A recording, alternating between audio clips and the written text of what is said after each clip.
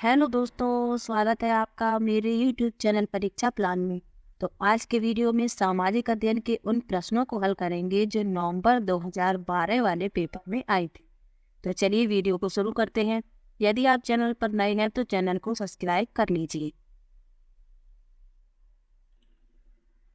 तो पहला प्रश्न है, पिंड जिनमें अपनी ऊष्मा व प्रकाश नहीं हो लेकिन वे तारों की रोशनी से चमकते हैं उन्हें कहा जाता है। तो प्रश्न को समझिएगा कि वे पिंड जिनमें ऊष्मा व प्रकाश नहीं है लेकिन वे तारों की रोशनी से चमकते हैं तो उन्हें क्या कहा जाता है, ये पूछा गया है। पहला विकल्प है तारे, दूसरा विकल्प है तारा मंडल, तीसरा विकल्प है ग्रह और चौथा विकल्प है खगोलीय पिंड। तो इसमें तीसरा विकल्प सही है, ग्रह। ये तारों की रोशनी से चमकते हैं, प्लैनेट कहते हैं जिन्हें। तीसरा विकल्प सही है। अगला प्रश्न देख लेते हैं। लिखा है, स्थान, लोग, वस्तुएं व प्रकृति जो किसी भी जीव को घेरे रहते हैं कहलाते हैं। पहला विकल्प है स्थलमंडल, दूसरा विकल्प है परिवेश, तीसरा विकल्प है पर्यावरण और चौथा विकल्प है जैविक संसाधन। तो स्थान, लोग, वस्तुएं व प्रकृति जो किसी भी जीव को घेरे रहते हैं पर्यावरण कहलाते हैं। तीसरा विकल्प इसमें सही है, इन्वायरमेंट। अगला प्रश्न है, जब किसी व्यक्ति या समूह को किसी प्रतिरूप के साथ जोड़ दिया जाता है उसे कहा जाता है। पहला विकल्प है भेदभाव, दूसरा विकल्प है रूढ़िबद्ध, तीसरा विकल्प है प्रताड़ित और चौथा विकल्प है मूर्त। तो इसमें दूसरा विकल्प सही है, रूढ़िबद्ध। जब किसी व्यक्ति या समूह को किसी प्रतिरूप के साथ जोड़ दिया जाता है तो उसे रूढ़िबद्धता कहते हैं या रूढ़िबद्ध कहते हैं। दूसरा विकल्प इसमें सही है। अगला प्रश्न है, कित्तूर के ब्रिटिश विरोधी आंदोलन का नेतृत्व किसने किया। पहला विकल्प है अहिल्याबाई होलकर, दूसरा विकल्प है रानी लक्ष्मीबाई, तीसरा विकल्प है रानी चेन्नम्मा और चौथा विकल्प है नाना फादनीस। तो कित्तूर के ब्रिटिश विरोधी आंदोलन का नेतृत्व किया था रानी चेन्नम्मा ने। तीसरा विकल्प इसमें सही है। इन प्रश्नों को ध्यान से देखिएगा। इन्हीं प्रश्नों को घुमा फिराकर फिर से पूछ लिया जाता है, इसलिए पिछले वर्षों के प्रश्नों को पढ़ना बहुत आवश्यक है। अगला प्रश्न देखते हैं। लिखा है, मुगल वास्तुशिल्प मिश्रण है। The Mughal architecture is a blending of. पहला विकल्प लिखा है अरब व भारतीय शैलियों का, दूसरा है फारसी व भारतीय शैलियों का, तीसरा विकल्प है तुर्की व अफगान शैलियों का और चौथा विकल्प है तुर्की व फारसी शैलियों का। तो मुगल वास्तुकला जो मिश्रण है वह है फारसी और भारतीय शैलियों का। दूसरा विकल्प इसमें सही है। अगला प्रश्न है,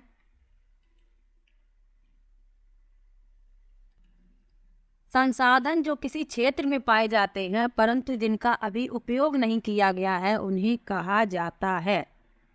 पहला विकल्प है संभावित संसाधन, दूसरा है वास्तविक संसाधन, तीसरा है बेकार संसाधन और चौथा है मूल्यवान संसाधन। तो संसाधन जो किसी क्षेत्र में पाए जाते हैं परंतु अभी इनका उपयोग नहीं किया गया है उन्हें कहा जाता है संभावित संसाधन, पोटेंशियल रिसोर्सेस। पहला विकल्प इसमें सही है। अगला प्रश्न देखते हैं।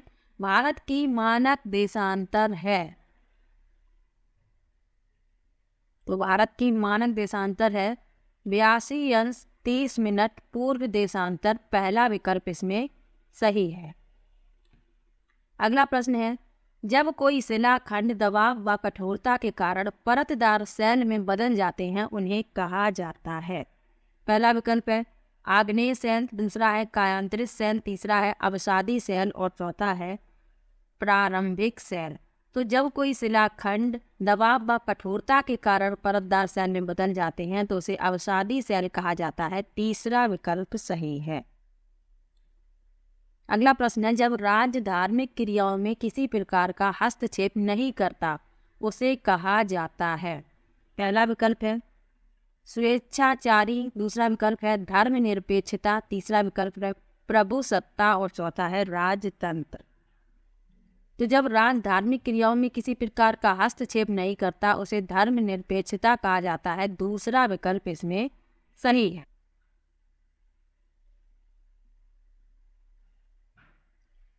शास्त्रीय नृत्यों के संदर्भ में निम्नलिखित में से कौन सा कथन सत्य है? पहला विकल्प है यह लोक नृत्यों से सदा श्रेष्ठ होते हैं।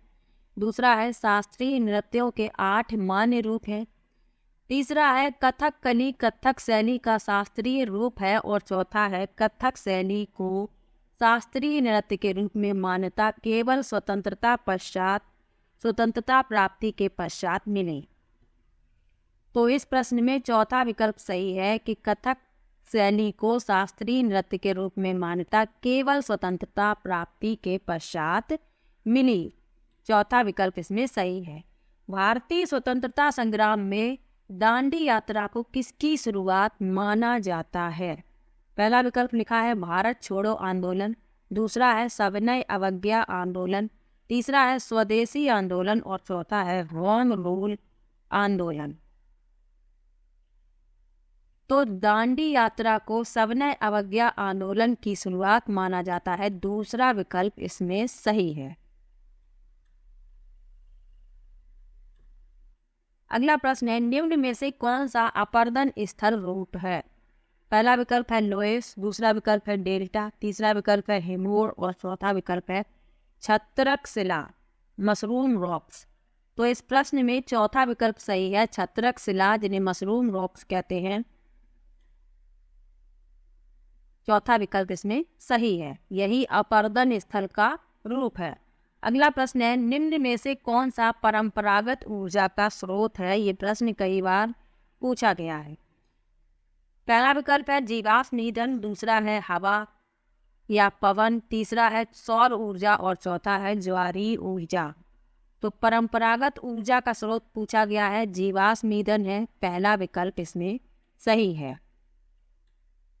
अगला प्रश्न है भारत में राज्य के राज्यपाल की नियुक्ति कौन करता है? पहला विकल्प है भारत के राष्ट्रपति। दूसरा विकल्प है संसद। तीसरा विकल्प है प्रधानमंत्री। और चौथा विकल्प है सर्वोच्च न्यायालय के मुख्य न्यायाधीश। तो भारत में राज्य के राज्यपाल की नियुक्ति राष्ट्रपति द्वारा की जाती है। पहला विकल्प इसमें सही है, प्रेसिडेंट ऑफ इंडिया। अगला प्रश्न है विश्व शांति का विचार किस मुगल शासक ने आगे बढ़ाया? पहला विकल्प है अकबर। दूसरा विकल्प है शाहजहां। तीसरा विकल्प है हुमायूं। और चौथा विकल्प है जहांगीर। तो विश्व शांति का विचार अकबर ने आगे बढ़ाया था। पहला विकल्प इसमें सही है। अगला प्रश्न है खालसा की स्थापना करने वाले निम्न में से कौन थे? पहला विकल्प है गुरु नानक देव। दूसरा विकल्प है गुरु अंगद देव। तीसरा विकल्प है गुरु गोविंद सिंह। और चौथा विकल्प है गुरु तेग बहादुर। तो खालसा की स्थापना गुरु गोविंद सिंह ने की थी। तीसरा विकल्प इसमें सही है।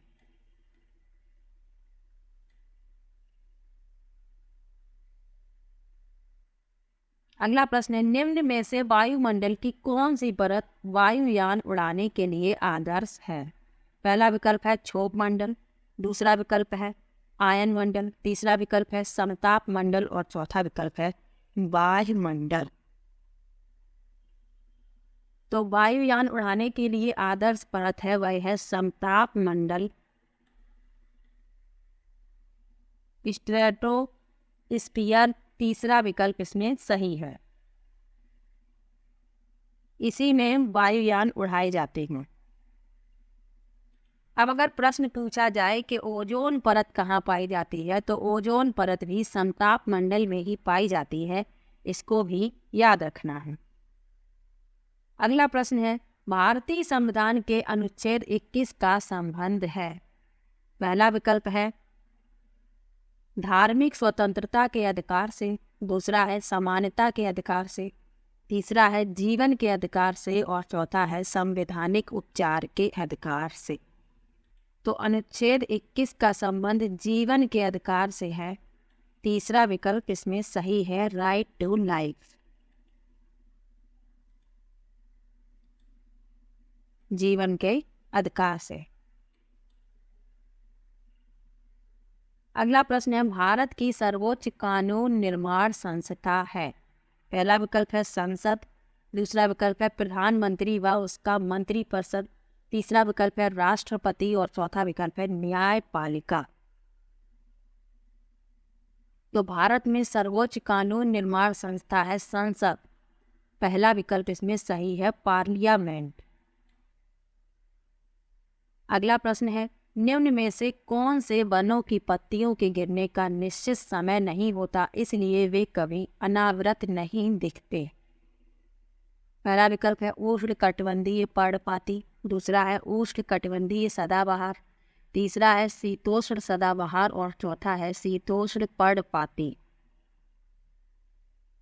तो उष्णकटिबंधीय सदाबहार वन ऐसे हैं, इनकी पत्तियां गिरने का कोई निश्चित समय नहीं है, इसलिए ये कभी अनावृत नहीं दिखते। ट्रॉपिकल एवरग्रीन दूसरा विकल्प इसमें सही है। अगला प्रश्न है, कृषि की एक पद्धति जिसमें व्यापक स्तर पर आधुनिक आगतों का उपयोग अधिक उत्पादकता प्राप्त करने के लिए किया जाता है, कहलाती है। पहला विकल्प है वाणिज्य खेती, दूसरा है गहन कृषि, तीसरा है स्थानांतरी कृषि और चौथा है निर्वाह कृषि। तो इस प्रश्न में पहला विकल्प सही है, वाणिज्यिक खेती, कॉमर्शियल फार्मिंग, पहला विकल्प इसमें सही है। अगला प्रश्न है, जब बहुत सी औद्योगिक इकाइयां एक दूसरे के नज़दीक स्थित होती हैं और अपनी नज़दीकी का लाभ उठाती हैं, यह कहलाता है। पहला विकल्प है औद्योगिक तंत्र, दूसरा है औद्योगिक क्षेत्र, तीसरा है बाजार अर्थव्यवस्था और चौथा है असेंबली लाइन उत्पादन।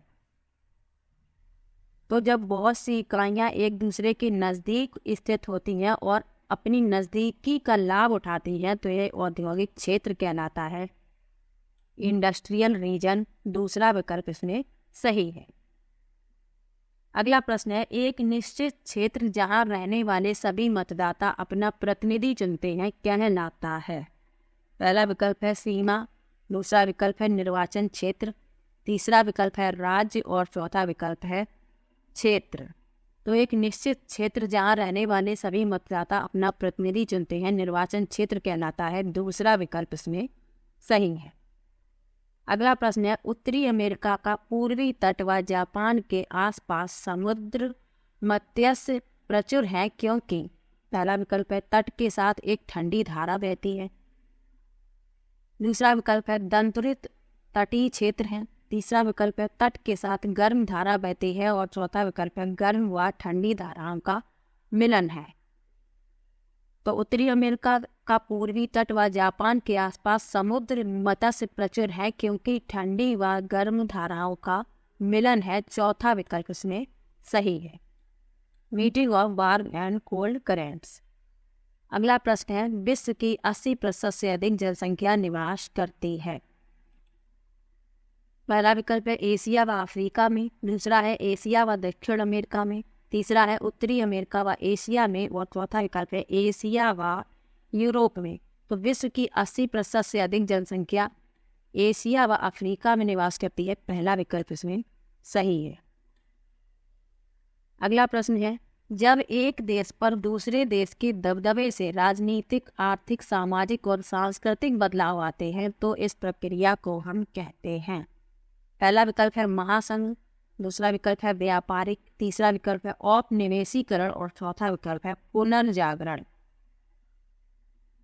तो इस प्रश्न में तीसरा विकल्प सही है, औपनिवेशीकरण, तीसरा विकल्प इसमें सही है।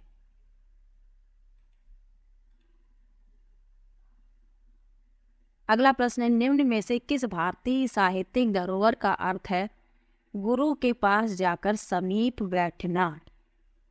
पहला विकल्प है उपनिषद, दूसरा विकल्प है वेद, तीसरा विकल्प है आरण्यक और चौथा विकल्प है पुराण। तो उपनिषद का अर्थ होता है गुरु के पास जाकर समीप बैठना, पहला विकल्प इसमें सही है। अगला प्रश्न है, किस काल में कर प्रथा का विशिष्ट महत्व था? पहला विकल्प है हड़प्पा सभ्यता, दूसरा विकल्प है वैदिक काल, तीसरा विकल्प है महाजनपद और चौथा विकल्प है गुप्त। तो कर प्रथा का विशिष्ट महत्व था महाजनपद काल में, तीसरा विकल्प इसमें सही है। अगला प्रश्न है भारत में मुंडा जनजाति किस क्षेत्र में निवास करती है? पहला विकल्प है छोटा नागपुर, दूसरा विकल्प है बस्तर, तीसरा विकल्प है दुर्ग और चौथा विकल्प है कुल्लू। तो मुंडा जनजाति छोटा नागपुर में निवास करती है, पहला विकल्प इसमें सही है। अगला प्रश्न है पृथ्वी द्वारा सूर्य के चारों ओर घूमने को कहा जाता है? पहला विकल्प है घूर्णन, दूसरा विकल्प है परिक्रमण, तीसरा विकल्प है कच्छी समतल और चौथा विकल्प है प्रदीप्त वृत्त। तो इस प्रश्न में दूसरा विकल्प सही है, परिक्रमण, रेवोल्यूशन। पृथ्वी दो प्रकार की गति करती है, एक घूर्णन और एक परिक्रमण। तो परिक्रमण है सूर्य के चारों ओर जब पृथ्वी घूमती है तो वह परिक्रमण कहलाता है, और अपनी धुरी पर जब घूमती है तो वह घूर्णन कहलाता है। दोनों को याद रखिएगा। अगला प्रश्न है अटलांटिक महासागर के विषय में निम्नलिखित तथ्य पढ़ें। पहला लिखा है यह अंग्रेजी की एस अक्षर के आकार का है, दूसरा है इसकी तटरेखा सरल रेखी व निर्बाध है, तीसरा है व्यापारिक दृष्टि से यह सबसे व्यस्त महासागर है। उपर्युक्त कथनों में से कौन सत्य है वो बताने हैं। और तीसरा यानी सी वाला सही है कि व्यापारिक दृष्टि से यह सबसे व्यस्त महासागर है। तो ए और सी सही है, इसका मतलब है तीसरा विकल्प इसमें सही है, ए और सी। अगला प्रश्न लिखा है सूफी संतों के मकबरे को कहा जाता है? The tomb of a Sufi saint is known as. पहला विकल्प लिखा है ईदगाह, दूसरा विकल्प है खानकाह, तीसरा विकल्प है इबादत गाह और चौथा विकल्प है दरगाह। तो सूफी संतों के मकबरे को दरगाह कहा जाता है। चौरा पाषाण स्थल है। पहला विकल्प है इनाम गांव, दूसरा है हल्लूर, तीसरा है भीमबेटका और चौथा है बुर्ज खून। तो पूरा पाषाण स्थल है भीमबेटका, तीसरा विकल्प इसमें सही है। अगला प्रश्न है मौर्य शासक अशोक द्वारा लड़ी गई लड़ाई का स्थल कलिंग वर्तमान में कहाँ है? पहला विकल्प है कर्नाटक, दूसरा विकल्प है उड़ीसा, तीसरा विकल्प है केरल और चौथा विकल्प है आंध्र प्रदेश। तो इस प्रश्न में दूसरा विकल्प सही है, उड़ीसा। अगला प्रश्न है मानचित्र को समझने की सर्वव्यापी भाषा को समझा जा सकता है? पहला विकल्प है रूढ़ि चिन्हों द्वारा, दूसरा विकल्प है रेखा चित्रों द्वारा, तीसरा विकल्प है वर्णमाला अक्षरों द्वारा और चौथा विकल्प है विषय संबंधी मानचित्रों द्वारा। तो रूढ़ि चिन्हों द्वारा पहला विकल्प इसमें सही होगा, रूढ़ि चिन्हों द्वारा पहला विकल्प सही है। अगला प्रश्न है निम्न में से कौन सा विविधता को बढ़ावा देता है? पहला विकल्प है अपनी मातृभाषा में बोलना, दूसरा विकल्प है अपने त्योहारों को मनाना, तीसरा विकल्प है अपने गांव जाना और चौथा विकल्प है रेलगाड़ी में यात्रा करना। तो विविधता को बढ़ावा देता है अपनी मातृभाषा में बोलना, पहला विकल्प इसमें सही है, speaking in on mother tongue. अगला प्रश्न है भूमि की एक सकरी पट्टी जो दो बड़े भूखंडों को जोड़ती है उसे माना जाता है?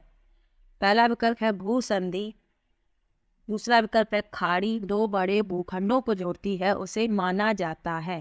पहला विकल्प है भूसंधि, दूसरा विकल्प है खाड़ी, तीसरा विकल्प है द्वीप और चौथा विकल्प है जल संधि। तो भूमि की एक सकरी पट्टी जो दो बड़े भूखंडों को जोड़ती है भूसंधि कहलाती है, पहला विकल्प इसमें सही है। अगला प्रश्न है सन 2012 में निम्नलिखित में से किस प्रकार से भी लिखा जा सकता है?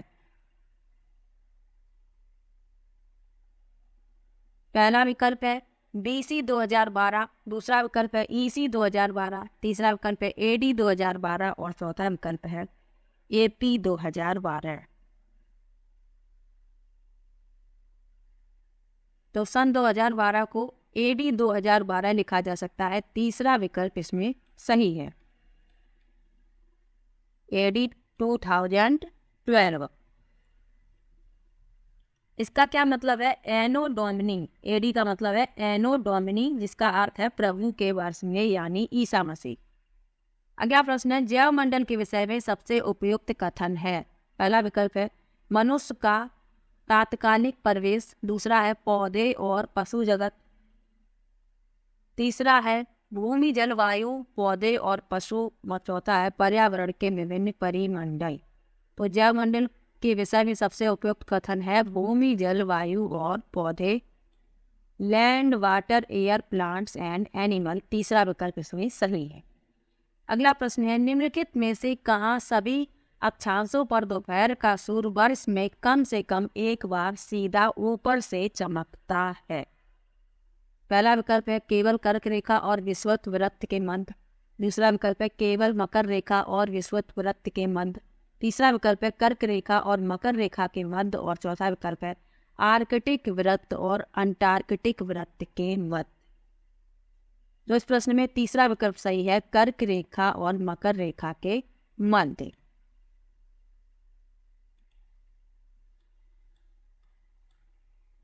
अगला प्रश्न है, निम्न में से कौन सी शिक्षण सहायक सामग्री महाद्वीपों के आनुपातिक क्षेत्र व आकार को दर्शाने के लिए सबसे अधिक उपयुक्त है?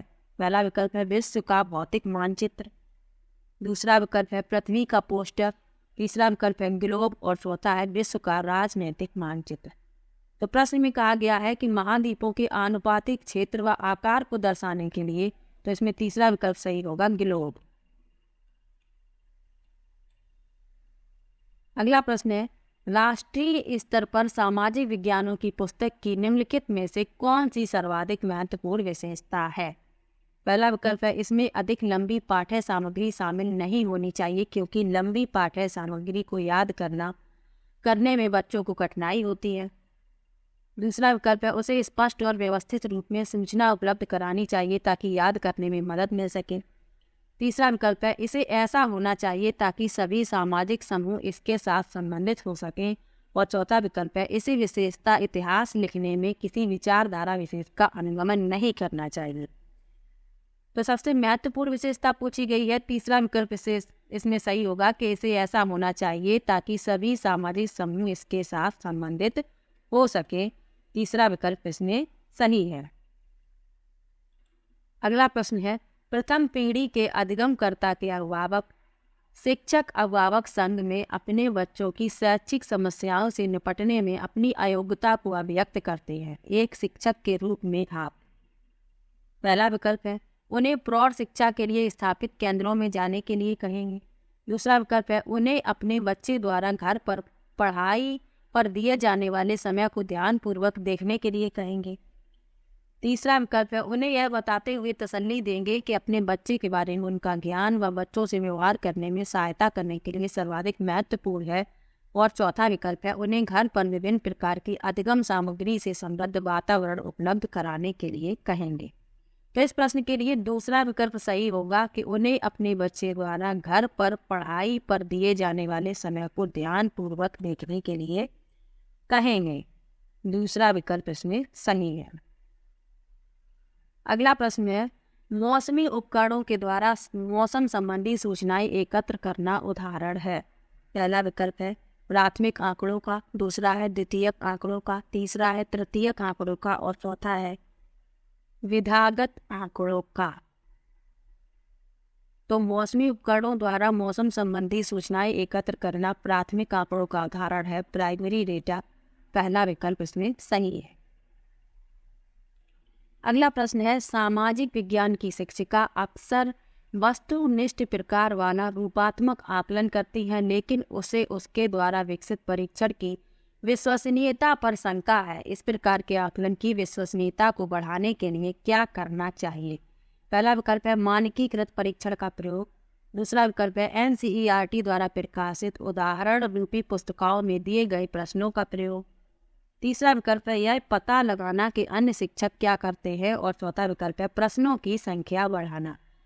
तो इस प्रश्न के लिए पहला विकल्प सही होगा कि मानकीकृत परीक्षण का प्रयोग रूप से पर बल देता है। पहला विकल्प है बच्चे के सुधार के लिए लगातार परीक्षण करने, दूसरा है बच्चे के व्यवहार का सतत अवलोकन करने, तीसरा है मस्तिष्क, हृदय और हाथ की शिक्षा पर, और चौथा है कमजोर अयोग्य विद्यार्थियों को उच्च स्तर पर प्रोन्नत करने।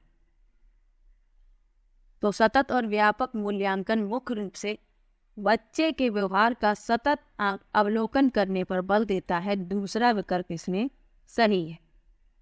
अगला प्रश्न है सामाजिक विज्ञान को बच्चों को के साथ लैस करना चाहिए। पहला विकल्प है जेंडर के बारे में सामाजिक नियमों का पालन करने की योग्यता। दूसरा है सामाजिक दबावों को झेलने की योग्यता। तीसरा है स्वतंत्र रूप से चिंतन करने की योग्यता। और चौथा है सामाजिक व्यवहारों का बचाव करने की योग्यता। तो इस प्रश्न में तीसरा विकल्प सही होगा कि सामाजिक विज्ञान को बच्चों को स्वतंत्र रूप से चिंतन करने की योग्यता के साथ लैस करना चाहिए। तीसरा विकल्प इसमें सही है। अगला प्रश्न है सामाजिक विज्ञानों में योगात्मक आकलन में 51 विद्यार्थियों की कक्षा का मध्यांक 36 है। यह सुझाव देता है कि अधिकांश विद्यार्थियों के अंक 36 से नीचे हैं। दूसरा विकल्प है 25 विद्यार्थियों के अंक 36 के बराबर या ऊपर हैं। तीसरा है अधिकांश विद्यार्थियों ने 36-46 के बीच अंक प्राप्त किए हैं। और चौथा विकल्प है उनके द्वारा 36% विषय वस्तु सीखी गई है। तो इस प्रश्न में दूसरा विकल्प सही होगा कि 25 विद्यार्थियों के अंक 36 के बराबर या ऊपर हैं। अगला प्रश्न है सामाजिक विज्ञानों के किसी शिक्षक के लिए कक्षा में हाल ही में हुई चर्चा के बारे में कौन सा तथ्य सर्वाधिक ध्यान देने योग्य है। पहला विकल्प है विद्यार्थी सीधे ही अपने सह विद्यार्थियों से प्रश्न करने लगे। दूसरा है विद्यार्थियों ने सह विद्यार्थियों को बीच ही में टोकना शुरू कर दिया था। तीसरा है कोई भी विद्यार्थी दूसरे विद्यार्थियों से पूर्ण रूप से सहमत नहीं था। और चौथा है विद्यार्थियों ने सह विद्यार्थियों की बात सुनने से बिल्कुल मना कर दिया था। तो इस प्रश्न के लिए पहला विकल्प सही है कि विद्यार्थी सीधे ही अपने सह विद्यार्थियों से प्रश्न करने लगे थे। पहला विकल्प इसमें सही है। अगला प्रश्न है सामाजिक विज्ञानों में सर्पिल पाठ्यचर्या का निम्नलिखित में से कौन सा लाभ है। पहला विकल्प है गहन समझ के साथ और एक लंबी समयावधि के लिए संकल्पनाओं का संधारण।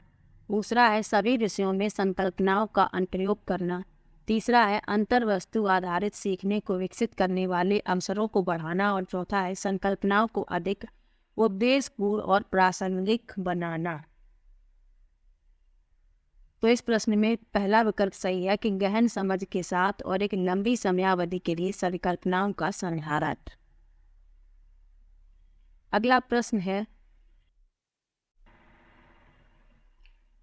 अभिव्यक्ति और मूल्यों का आकलन करते समय सामाजिक विज्ञान के शिक्षक निम्नलिखित में से किस विवरण संकेत को अधिभार दे सकते हैं। पहला विकल्प है दूसरों के विचारों को निष्क्रिय रूप से स्वीकार करना। दूसरा विकल्प है प्रश्न पूछने के लिए स्वतंत्र महसूस करना। तीसरा विकल्प है दूसरे बच्चों के साथ श्रेय की साझेदारी न करना। और चौथा विकल्प है रोजाना शिक्षक का अभिवादन न करना। तो इस प्रश्न के लिए दूसरा विकल्प सही है, प्रश्न पूछने के लिए स्वतंत्र महसूस करना। अगला प्रश्न है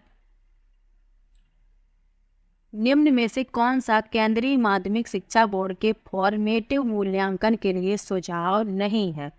पहला विकल्प है स्रोत आधारित विश्लेषण। दूसरा है मॉडल व चार्ट। तीसरा है अधिक आवृत्ति से परीक्षण। और चौथा है प्राथमिक पाठ्य सामग्री के लिए प्रामाणिक स्रोतों का उपयोग। तो इस प्रश्न में तीसरा विकल्प सही होगा, नहीं है पूछा गया है, तो तीसरा विकल्प इसमें इसका उत्तर होगा। अगला प्रश्न है निम्न में से कौन सा प्रारंभिक स्तर पर सामाजिक विज्ञान के संदर्भ में सही है। पहला विकल्प है इतिहास, भूगोल, राजनीति विज्ञान, अर्थशास्त्र। दूसरा विकल्प है इतिहास, भूगोल, राजनीति विज्ञान, समाजशास्त्र। तीसरा विकल्प है इतिहास, भूगोल, नागरिक शास्त्र, समाजशास्त्र। और चौथा विकल्प है इतिहास, भूगोल, अर्थशास्त्र, समाजशास्त्र। तो प्राथमिक स्तर पर पूछा गया है सामाजिक विज्ञान के संदर्भ में, तो पहला विकल्प सही होगा इतिहास, भूगोल, राजनीति विज्ञान, अर्थशास्त्र।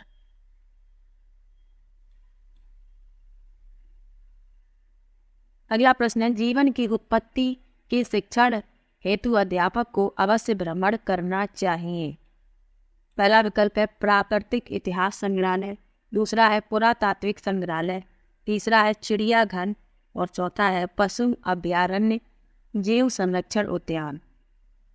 तो इस प्रश्न के लिए पहला विकल्प सही होगा, प्राकृतिक इतिहास संग्रहालय। अगला प्रश्न है, के अलावा निम्नलिखित कारक सामाजिक विज्ञान शिक्षण के आधार का निर्माण करते हैं। पहला विकल्प है विश्लेषणात्मक कौशलों को बढ़ावा देने, दूसरा है वैश्विक दुनिया में समायोजन के लिए सामाजिक कौशलों को बढ़ावा देने, तीसरा है पाठ्य सामग्री पर सूचनाओं को स्थानांतरित करने और चौथा है समाज की आलोचनात्मक समझ विकसित करने। तो इस प्रश्न के लिए तीसरा विकल्प सही होगा कि पाठ्य सामग्री पर सूचनाओं को स्थानांतरित करने।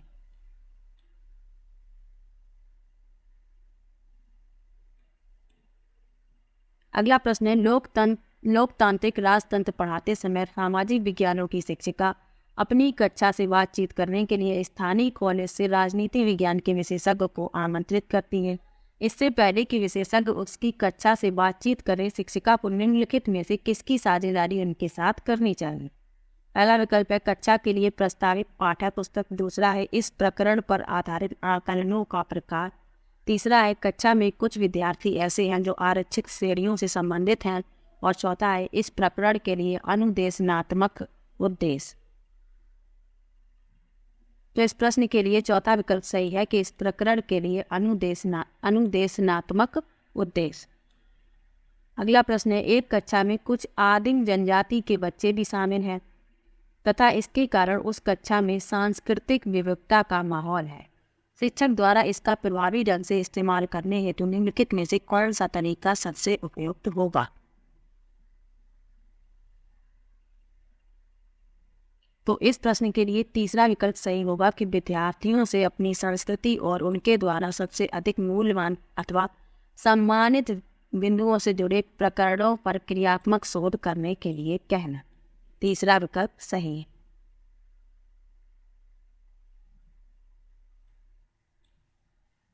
अगला प्रश्न है, समाज विज्ञानों के नियामक मानदंड संबंधी आयाम निम्नलिखित आयामों में से किसे शामिल करते हैं। पहला विकल्प है प्रासंगिकता, दूसरा विकल्प है समानता, तीसरा विकल्प है उपयोगिता और चौथा विकल्प है अकाट्यता। तो इस प्रश्न में दूसरा विकल्प सही है, समानता, इक्वेलिटी, दूसरा विकल्प इसमें सही। अगला प्रश्न है, निम्नलिखित में से कौन सी अन्योन्य अधिगम की विशेषता है। पहला विकल्प है सीखने का उत्तरदायित्व विद्यार्थियों और शिक्षक दोनों के द्वारा साझा किया जाता है, दूसरा है भूलने के कारणों को संबोधित करते हुए सीखना अग्रसारित होता है, तीसरा है शिक्षक सक्रिय रूप से शिक्षण अधिगम प्रक्रिया को आगे बढ़ाते हुए परस्पर आदान प्रदान करता है और चौथा विकल्प है शिक्षिका विद्यालय में कार्य करते हुए अपनी शिक्षा को पूरा करती है। तो इस प्रश्न में पहला विकल्प सही। आखिरी प्रश्न है, निम्नलिखित में से कौन सा संसद के कार्य प्रकरण को पढ़ाने का सर्वोत्कृष्ट तरीका है। पहला विकल्प है व्याख्यान विधि, दूसरा है कहानी पद्धति, तीसरा है मुद्दों पर सहमति बनाने के लिए वाद विवाद का आयोजन और चौथा है परियोजना कार्य। तो संसद के कार्य प्रकरण को पढ़ाना है तो तीसरा विकल्प सही है, मुद्दों पर सहमति बनाने के लिए वाद विवाद का आयोजन। तो आज की वीडियो में सामाजिक अध्ययन की 2012 वाले पेपर को सॉल्व किया है, क्योंकि पिछले वर्षों के जो पेपर होते हैं उनसे वही प्रश्न घुमा फिरा कर पूछ लिए जाते हैं, इसलिए इनको पढ़ना बहुत आवश्यक है। तो आज का ये वीडियो यहीं पर समाप्त होता है। वीडियो कैसा लगा कमेंट बॉक्स में ज़रूर बताइएगा। वीडियो को लाइक, चैनल को सब्सक्राइब करना मत भूलिएगा। मिलते हैं एक और नई वीडियो के साथ, तब तक के लिए बाय बाय।